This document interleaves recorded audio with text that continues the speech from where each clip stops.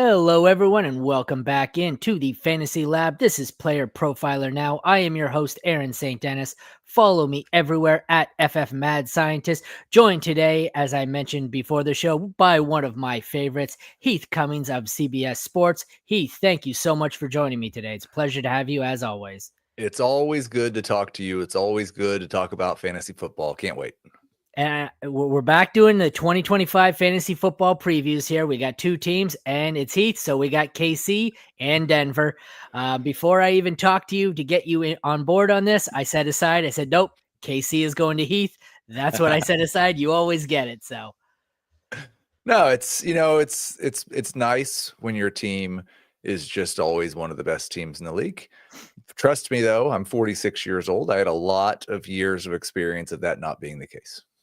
I know we're not talking hockey, but I am a diehard Red Wings fan, and I grew up in the best of times and lived to see 4 Stanley Cups, and it just seemed like my team's just going to be the greatest forever. And now I look back and I'm thinking, my kid was born in 2014. That's the last time they made the playoffs. I forget what a good team feels like, so it feels like the ride's never going to end. Feels like I've got 10 years left, and then we'll see how they replace Mahomes. Yeah. All right. Well, before we get into the Chiefs, Chiefs we're doing first. You want to take a second? What do you got going on here? What do you want people to check out? Oh, thank you. That's very nice. Been doing a lot of FFT Dynasty work here lately. So if you like Dynasty Fantasy Football and you want to check out a podcast, Fantasy Football Today Dynasty, anywhere you can get podcasts. This week, I'm updating all of my Dynasty rankings and, just trying to blend these rookies in with the vets and figure out where everybody fits. That is a wonderful show, FFT Dynasty. And I'm not just saying that because I'm on it every once in a while and I get in on the mock drafts with you. It's also a good show, even when I'm not on it. It's probably a good show because Heath's on it, but I don't know about that, but I enjoy talking to everybody from around the industry. It's a lot of fun. All right. Well, let's get right into it here. Before we get into the roster, let's check out some additions of note. The only rookie they brought in, noteworthy, Jalen Royals, the wide receiver. Through free agency, they brought in Gardner Minshew and Bailey Zappi and running back Elijah Mitchell. So we'll start off here. This is obviously Patrick Mahomes' quarterback room.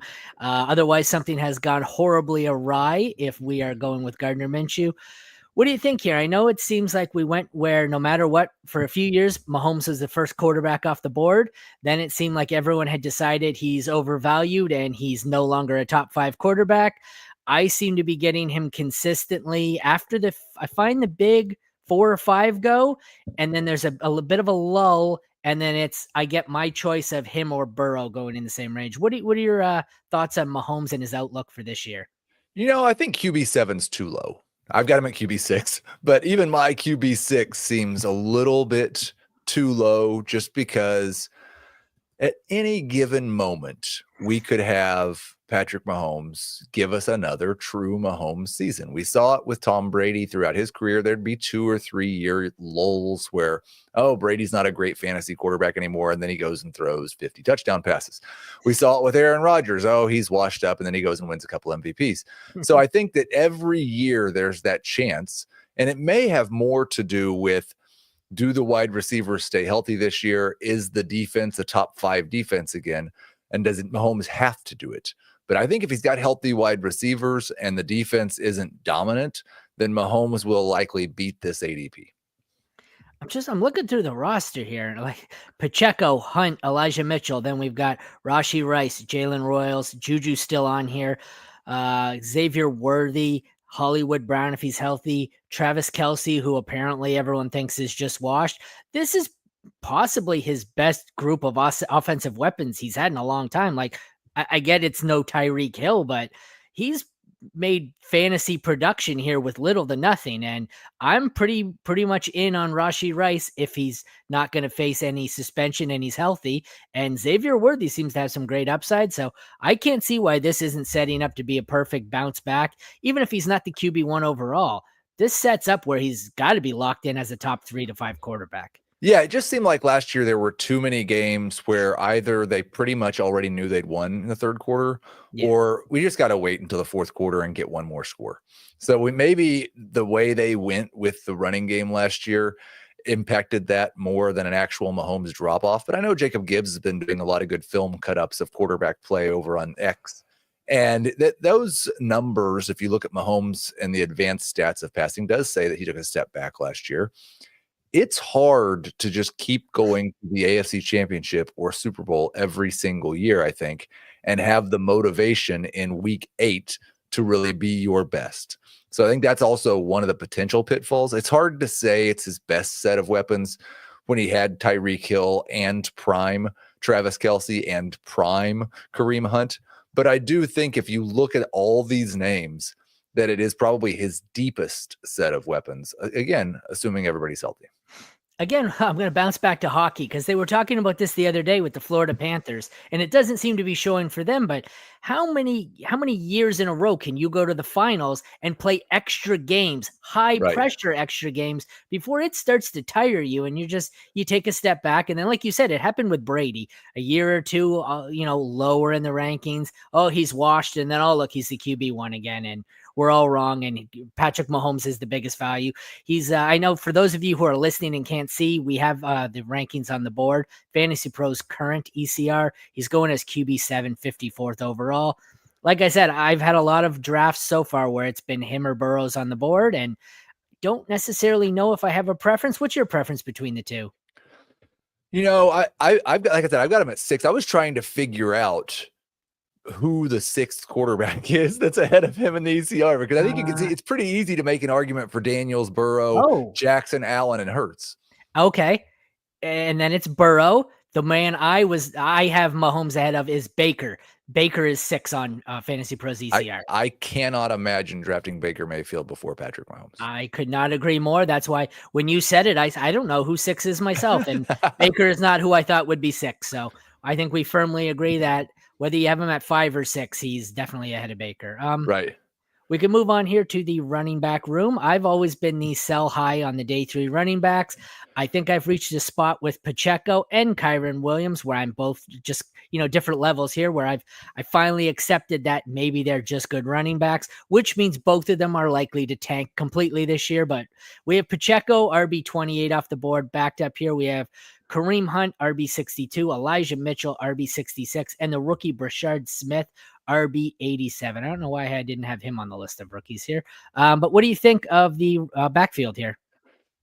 I am really, like, a lot of times I think people think when they talk to me, because I do follow the Chiefs closely, that I have maybe some inside information about some of these things. And sometimes maybe I do. When it comes to this running back room, I think even the Kansas City Chiefs are uncertain right now. And that was maybe the reason they thought, let's go ahead and add one more in the draft, because the Isaiah Pacheco that we saw after he came back from the broken leg last year is not a starting running back in the NFL. The ghost of Kareem Hunt outplayed him down the stretch and was the lead back in the playoffs. So the question we have to ask is, was this just like a Tony Pollard situation where he came back too early and he wasn't quite right and he's going to look a little bit better the next year? My problem with that is when Pacheco came into the league, they did not treat him like a feature back. His rookie season, he had 170 carries, had 14 targets. They really didn't want to use him in short yardage. They definitely didn't want to use him in the passing game. In 2023, that changed a little bit, but still just 14 and a half rush attempts per game, still like 44 catches. That's pretty good. And then last year, it went full-blown committee. I am really concerned that this is a full-blown committee situation at best for Pacheco, where he's leading the committee, but maybe Hunt is handling the short yardage role because he was better than Pacheco at that. Maybe Brashard Smith, the rookie, is playing that Jerick McKinnon role. I don't think we have a good reason to think that because of the last Pacheco that we saw, that he has a good floor. And I'm not sure there's a very good ceiling there as well. He's a tough one for me because I'm looking at the tiers here. Like I said, he's RB28. He's in tier 4. He is in full-on rookie mode tier. Travion Henderson, RJ Harvey, Quinshon Judkins, Caleb Johnson. I don't know how I feel about that. How do you feel about him versus some of the rookies? Like, you'd think RJ Harvey was going to have a higher workload, but Henderson's got some competition there. Judkins, it seems wide open. He theoretically should be the leader. Caleb Johnson could easily split with Jaylen Warren. How do you feel about the rookies he's in the tier with? Yeah, I would take obviously Genty and Hampton. I would take Henderson. I would take Harvey. I would take Judkins. I would take Caleb Johnson. The rookie that I struggle with is Cam Scadaboo versus Isaiah Pacheco. And that kind of tells you a little bit about where I have Pacheco ranked. I'm trying to find Scadaboo on there. Oh, Scadaboo's the bottom of the next tier, so it looks like Scadaboo's falling a little bit. Yeah, I don't know. I think he's appropriately valued. Like I said, I finally accepted that he's a good running back. And having said that, I'm gonna get burned by day 3 running backs because that's what happens. But I don't have much Kareem Hunt. I think I'm gonna have some Brashard Smith, like you said, some late shots there. Even some Elijah Mitchell. He's shown he could be a good handcuff, but this seems like a team where I'm not going to load up on one running back and I'm going to kind of diversify and hope that I just catch lightning in a bottle.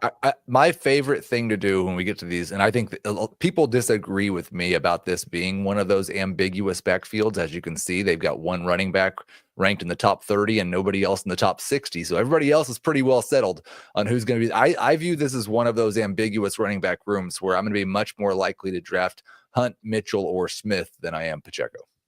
And yes, to answer the question from Buy and Sell You, it is only 3 spots differentiating between Hunt and Mitchell. What do you think about that, Heath? You know, I think based on what happened last year, Hunt should definitely be well ahead of Mitchell, but Hunt didn't exactly have a lot of juice. He was really good at hitting the right hole and picking up 3.5 yards whenever they needed 3.5 yards. He didn't do much more. I think Mitchell probably has a little bit more upside than Hunt, but Hunt is much more likely to have a solidified role in this offense early in the year. Hunt is now 29, which is scary. All right, let's move on to the most, I guess you want to say, confusing aspect of the team. What do we do with all these receivers? We got Rashee Rice, wide receiver 21, Xavier Worthy, wide receiver 25, Hollywood, wide receiver 62, and the rookie Jalen Royals, wide receiver 84. This feels kind of like the Packers I felt last year, except there's 4 guys here. I'm not quite sure who's going to be the guy, but I feel like one of them's going to just absolutely go crazy and go nuclear and be potentially top 12, top 15.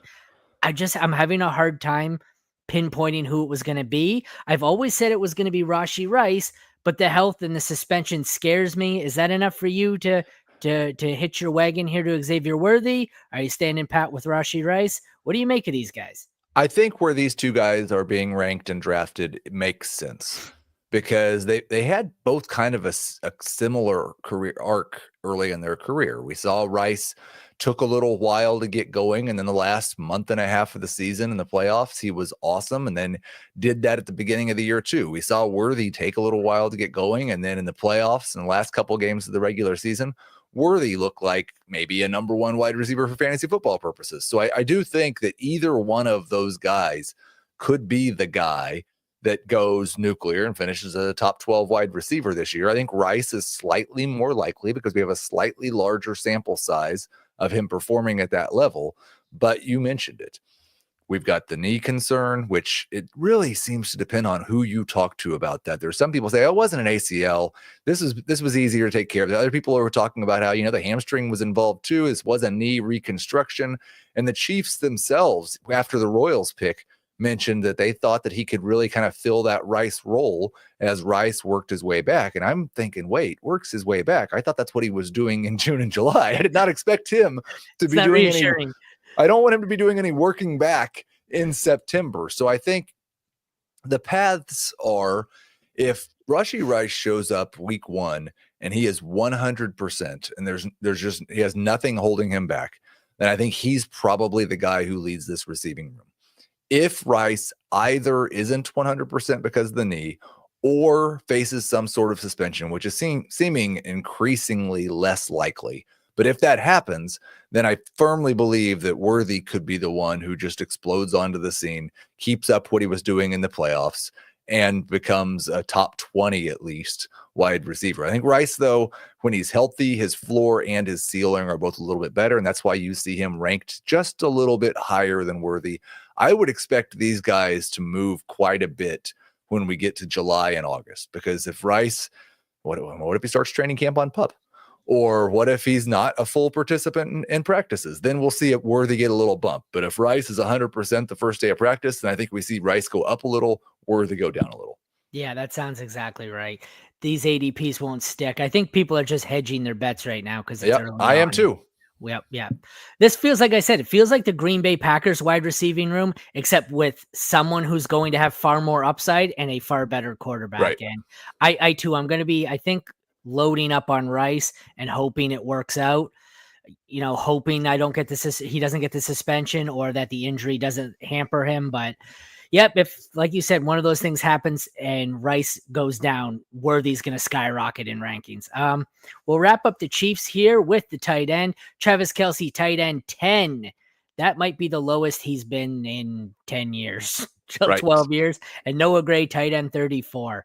Does Travis Kelce have anything left in the tank? Is he a bounce back year here? What do you think? I kind of felt this same sentiment about Kelce back in January when we weren't sure if he was going to play.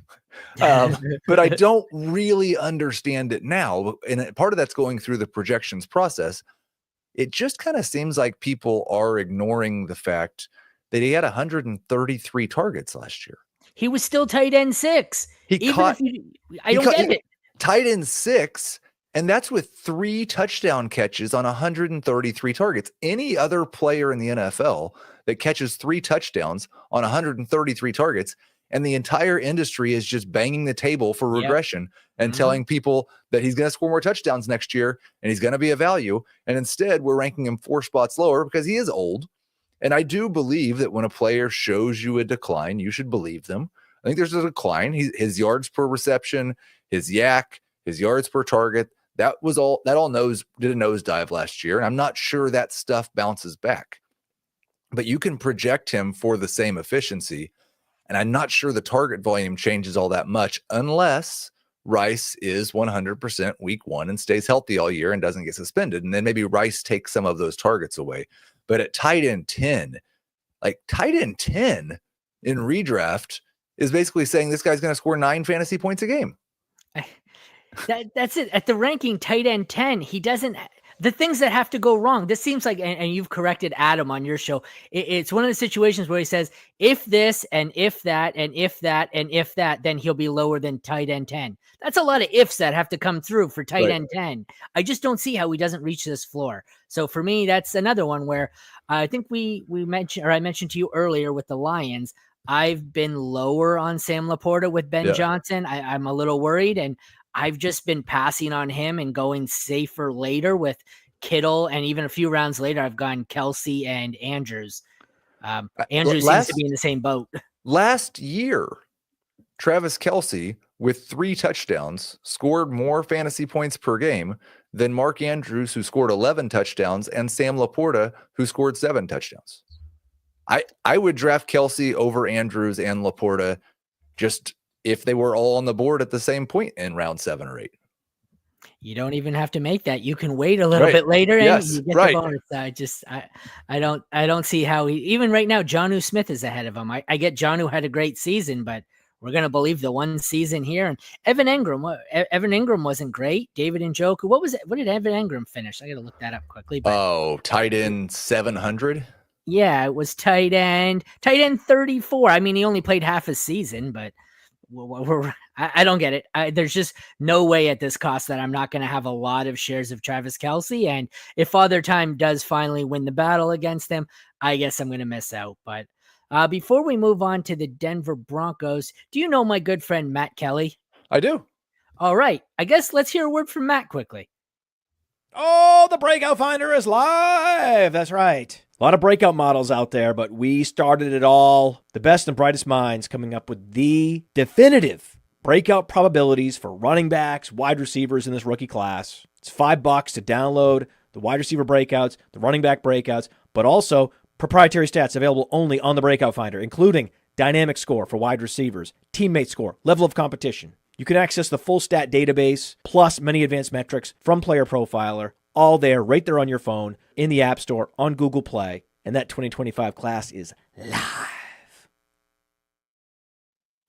Matt certainly brings the enthusiasm. Yes. We will move on to Denver, and We'll start here with the quarterbacks. We've got Bo Nix, QB8, and Jared Stidham being undrafted. Bo Nix is an interesting one for me. I have a ton of shares of him early on because he seems to be going for me.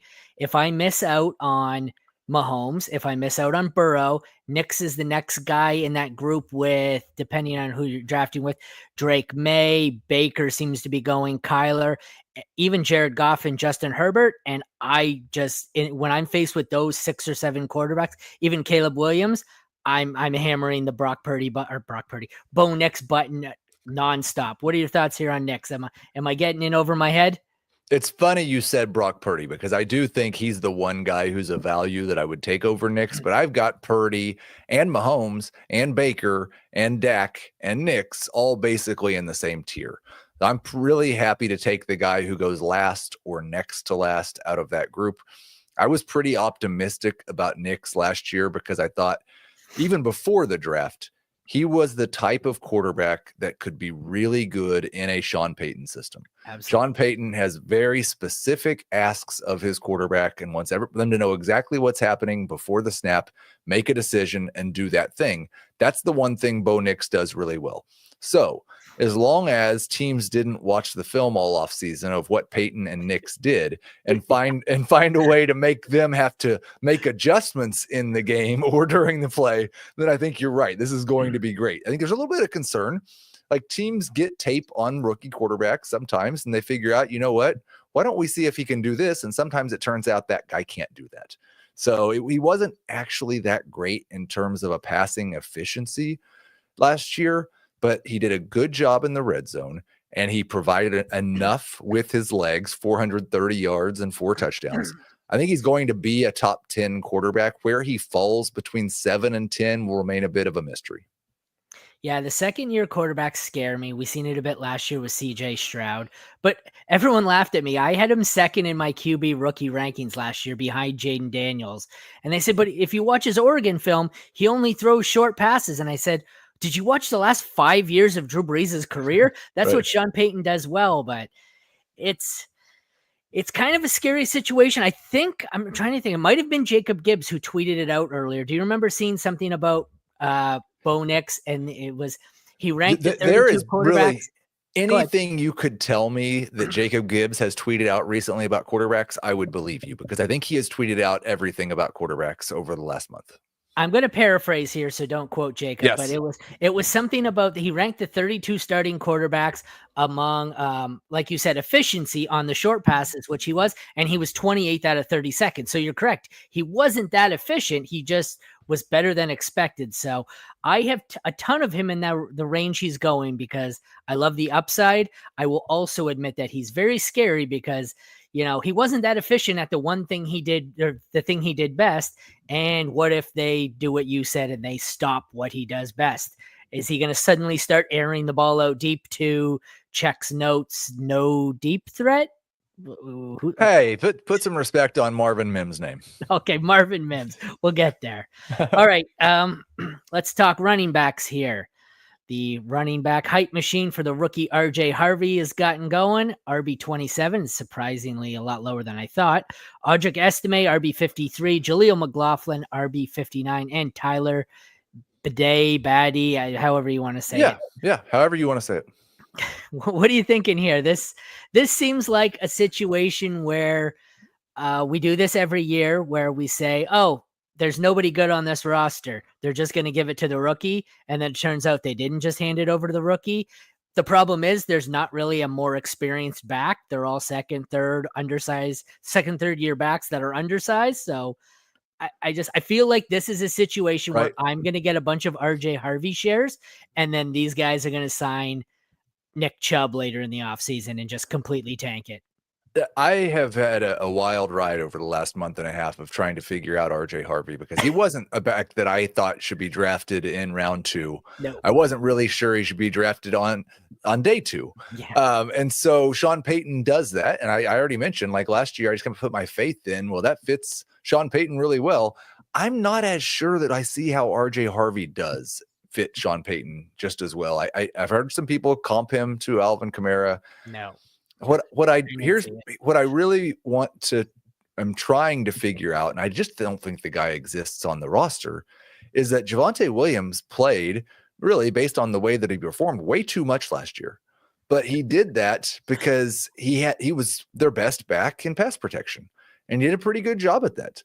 And they did, like, I know some people think that all Sean Payton running backs just go out on routes every time they pass the ball, but they generally have a guy who's protecting the quarterback, and I can't see who on the roster that is. And if it's not Harvey, I'm not sure he's going to be on the field as much as everybody wants him to be. Now, RB 27, according to this, that's perfectly fine. I think that's factoring in the risk and the upside, because I do think there's both significant risk and significant upside. A running back taken at the 60th overall pick does not provide you with any floor at all. That's the same range we've seen guys like Zach Charbonnet and Trey Benson and a variety of other running backs. I think I said it on the show this morning and I've already forgotten the number, but I think 46 running backs picked between RB 50 and RB 70 since the year 2000. Very few of those running backs had an impact for fantasy football. Harvey does have the benefit of going to a place where there's not really any other running back that we like. I heard this stat on the show. What was it, 4? I think it was 4, you said, right? I think there were 4 that produced like starters for more than a couple of games. Yep, I heard you say that. Yeah, and so I think the thing we have to figure out, because Harvey probably is the best running back in this backfield, what share of the touches is he getting? We saw the huge committee last year for the Broncos. That's what we've mostly seen. Now, there were times in New Orleans where we'd have 2 guys from that committee that were really good. So who's the guy that Harvey's sharing with primarily? And then how does that affect his role? Because if it's Estime, then Harvey probably is playing something similar to the Kamara role. If it's Jaleel McLaughlin, then Harvey may be more of an early downs back. Well, that's kind of how I was looking at it. I was thinking of it as RJ Harvey or Estime was the early downs back, with McLaughlin as the pass catching back, which I don't think is good for any of them. No, I think what I saw somebody, and I'm really bad about just like, at least you said Jacob's name, then you paraphrase whatever he said. I just say, I saw some person say this on Twitter because I was scrolling for 17 hours and I can't remember the handle. What they said was that Estime is Mark Ingram, McLaughlin is Alvin Kamara, and Harvey is Pierre Thomas. And I had no, please no, please no. But Sean Payton's done that to us quite often. I'm sure you'll get quote tweeted later on the lack of credit for the quote. I apologize. All right, to an equally messy wide receiving room here. Cortland Sutton, wide receiver 23. Marvin Mims, wide receiver 58. Rookie Pat Bryant, wide receiver 100. Devon Vele, wide receiver 90. Troy Franklin, wide receiver 119. That's a lot of names. I don't love anything there. I've got some Cortland Sutton shares because I feel like he's probably a safe low-end wide receiver too. I'm sure Scott Fishbowl season, when it comes around, I'll probably take some deep shots on a Mims or Bryant or even Troy Franklin. Do you see anything here? I think Sutton's, as he has been many times in his career, I think he's a little bit undervalued here. I've got him at wide receiver 19, and where he's at in my projections, he's closer to wide receiver 15 than he is to wide receiver 20. Do you think that's because he's a little boring, or is it because he still can't shake the rap of the injury? I'm looking at it. He had the one season in 2020 where he played 1 game. Other than that, he's only missed 1 or 2, but I just feel like everyone I talk to, he has this injury plagued rap. Well, I mean, I think it's probably more the boring thing because last year he had 135 targets, which is fantastic. It was a career high. Also set a career high with 81 catches. His 1,081 yards, the second best he's ever done. Like, these are not, they were very solid numbers, and he beat ADP, and he was a good draft pick last year. But those are not the numbers that get people excited if you're turning 30 years old in a few months and it's like your best season ever. So I think the boring thing is fair, and he's probably doesn't have much chance to be a top 12 wide receiver. But as you said, I think he's a safe, good number 2 wide receiver. And I think the other rankings of the other wide receivers indicate that, right? Like nobody else in the top 50. We're pretty clear about who the number 1 with a bullet wide receiver on this roster is. And so I feel good about Sutton at wide receiver 23. But even like the clear number one in this offense, I know they brought in Engram here, but he was tight end 34. He wasn't particularly good when healthy. He's going off the board as tight end 9 now. Like, I can't see how, if they're divvying it, it's like Devontae Adams last year. It was, who else are they going to throw to? Or he's got to be the person that this offense runs through. Nix is going to throw a lot, I think. Right. So it's got to be Sutton here. Even if Engram's good, Engram's still going to be the second mouth to feed. How does he end up worse than a low one, like what he's being ranked at, wide receiver 23? He's like Travis Kelce in the sense of, it may be boring, but I don't see how he underproduces this ADP. I think that's exactly right, and I'm happy to take him, especially if you can get him in round 4 or round 5. I think it's if you happen to start with running backs early and Sutton's your wide receiver 2, that's fantastic. And we'll close it out here with the aforementioned Evan Engram, who's actually up to tight end 9 today. We discussed him briefly before. He's the bottom here of the group, the second tier. It's Hawkinson at 5, Andrews, Jonnu, Kelce, Engram, and Njoku. What are you thinking here? I feel like Engram's the guy in that group that I probably want the least. I guess it's the Sean Payton gloss that anybody that Sean Payton wants, we're going to want for fantasy, except for Courtland Sutton, because he, like you said, he wasn't very good when he was healthy last year, and I think that's probably underselling it. He averaged 7.8 yards per reception. A target to Courtland Sutton was worth 5.7 yards. He scored 1 touchdown, which is not a new thing for him. He hasn't scored more than 4 touchdowns in a season since he was a rookie. The only thing that Evan Engram's really ever done in the NFL is earn a whole bunch of targets. And recently that's been because he was in a Doug Peterson offense. There has not been, and maybe going out and getting 31-year-old Evan Engram will change this. But if you look at what Sean Payton has done over the last few years, and yes, I understand. I got excited about Albert Okwuegbunam as well. Yes, Alberto. But you look at the Sean Payton offense and the tight end targets over the last 3 years, 72, 62, 92 not for the top tight end, for the tight end position. It's a 14% target share for the tight end position. And then you have Evan Engram, who's been woefully inefficient his entire career when the ball is thrown to him. And I just don't think that this is a recipe for a guy who's as low as the bar is for a top 12 tight end. I don't think Evan Ingram's going to be one.